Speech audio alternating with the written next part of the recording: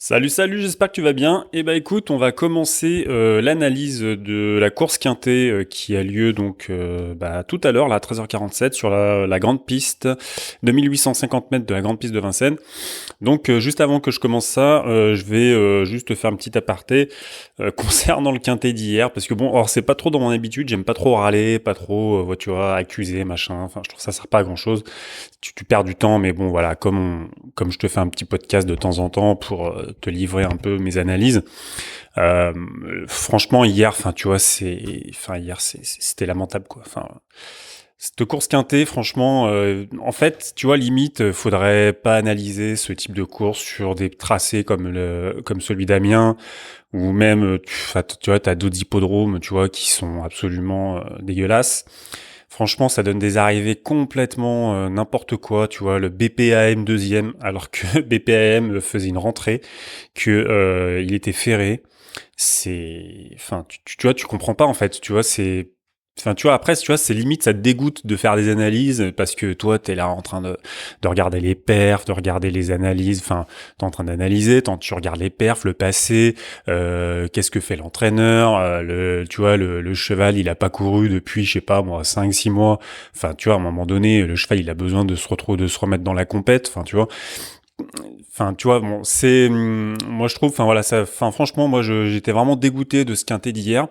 Bon, bah, faut vite passer à autre chose, hein. Surtout, faut pas rester là-dessus. Faut pas se dire, c'est une bande d'enfoirés, je sais pas quoi, ils font exprès, tout ça. Tout ça, ça sert à rien en fait. Voilà. C'est vrai que ça fait râler, je t'avoue, mais ça sert pas à grand chose en fait de rester là-dessus. Faut passer à autre chose, faut passer à la course suivante, c'est très important. Mais voilà, bon, c'était juste une petite aparté pour te dire que franchement, tu vois, t'as vraiment des arrivées vraiment parfois enfin, en fait, c'est limite, tu te dis, faut faire de la numérologie, quoi. Enfin, tu vois, voilà, tu fais de la numérologie, voilà, où tu prends, j'en sais rien, moi, 4 chevaux à plus de 30 contre 1, tu les joues gagnants, et puis tu vois ce qui se passe, quoi. Enfin, franchement, voilà, c'est... Bon, bref, enfin, voilà. Bon, à part Christo qui était vraiment déclassé, je crois, je sais plus, je me souviens plus, je l'avais peut-être mis en première ou en deuxième position. Black Arrow carrément décevant, enfin voilà, lamentable aussi, pareil. Le 12 Springover, bah voilà, on savait pas trop ce qu'il en était. Il a fini troisième, mais vraiment superbe fin de course. Et sur Ikato Jet, laisse tomber. Moi, je l'avais joué sur Ikato Jet. Je trouvais que c'était un bon outsider. Rien du tout. Donc voilà, bon écoute, bon c'est comme ça, c'est la vie, ce sont les courses. Tu sais très bien comme moi comment ça se passe. Il y a toujours des surprises. Si il y avait des baguettes magiques tous les jours, ça se saurait. Hein, il y aurait des gens qui gagneraient 10 000 ou 20 000 ou 30 000 euros par mois. Bah ça n'existe pas. Hein, on est tous à la même enseigne. Hein, on est tous un peu dans la lutte. C'est comme ça. Voilà, parfois on gagne, parfois on perd. Allez, écoute, on y va donc pour ce quintet 2850 mètres grande piste. Donc moi j'en ai retenu donc 1, 2, 3, 4, 5, 6, 7. Donc 7 chevaux que je vais te donner donc dans l'ordre tout de suite. Donc pour moi le premier de ma sélection c'est Cicero Noah. Donc alors moi ce qui me plaît c'est alors je pense en plus Cicero Noah ça va être vraiment un outsider dans cette course parce que Tinamo Jet et comment il s'appelle King Sirki, Rushianena vont prendre tout l'argent et Cicero Noah pas tant que ça je pense pas alors qu'en fait Cicero Noah c'est un cheval qui est vraiment super fiable. Il est dans les trois quasiment tout le temps. Quand il est il est dans les trois. Quand il est déféré des 4 sur la grande piste, sur les 2850 mètres, il a déjà trotté 12,9, c'est le plus rapide sur le parcours. Franchement, pour moi, c'est la base. Hein. Après, tu fais comme tu veux. Si tu as envie de mettre Bazir à 1,2 contre 1 en placé, bah tu fais bien comme tu veux. Mais perso, Cicero Noah, pour moi, c'est une base. Voilà, ça sera vraiment décevant s'il y était pas.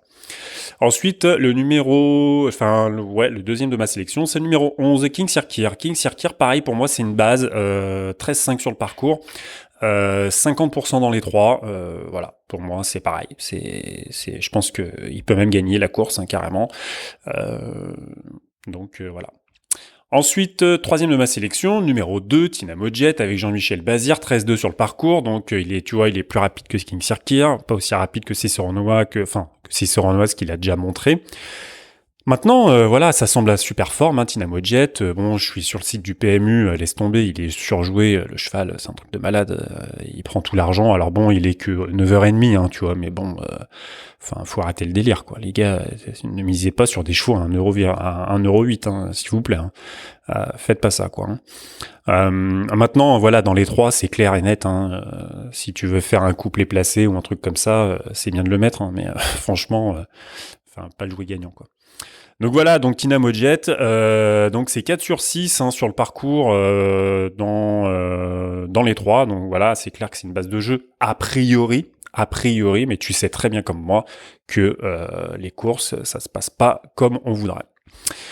Et donc quatrième de ma sélection, Uchen Enal, numéro 4, c'est un trotteur étranger là qui est arrivé en France il y a pas très longtemps. Il a fait vraiment de sacrées impressions là, à Enghien je crois d'ailleurs. Voilà, bon là il découvre Vincennes je crois. Et mais en tout cas, au vu de ce qu'il a montré ce trotteur, je pense qu'il peut faire très très mal, voire même gagner. Pareil, à mon avis, ça va. De toute façon, la gagne va se jouer entre les quatre là, hein, que je suis en train de te dire. Je pense que voilà.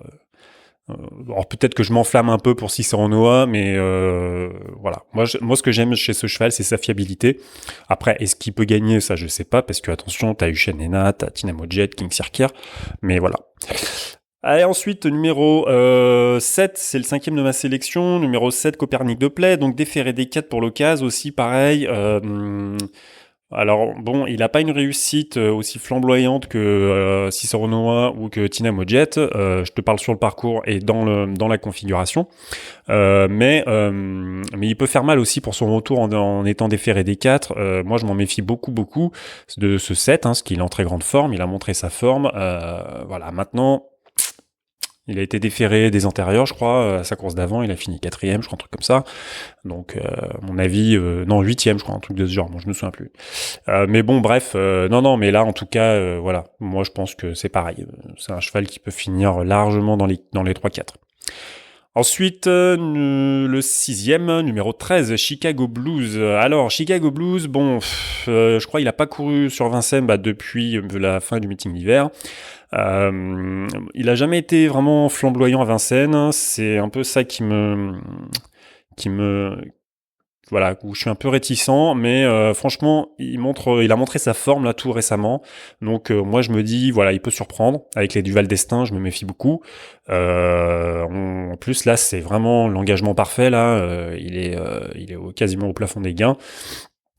Donc voilà, je me méfie beaucoup de ce Chicago Blues, vraiment qui a montré de belles choses récemment. Et le dernier de ma sélection, c'est le numéro 12, Aigle Génilou. Donc pareil que Chicago Blues, Vincennes, tu vois, c'est pas génial. Maintenant à Pornichet, il a super bien fini. Il a fini, je crois, 5e, je crois.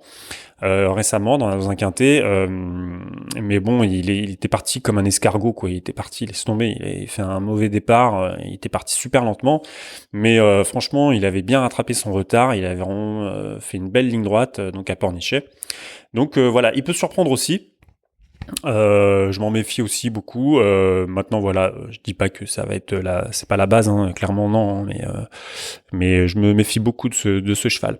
Alors en fait, je voulais juste finir là-dessus. J'ai pas mis Cap Matisse parce que Cap Matisse, moi, ce qui me fait un peu peur avec ce cheval, c'est ses galops réguliers. Voilà, je le trouve pas fiable. C'est un très bon cheval.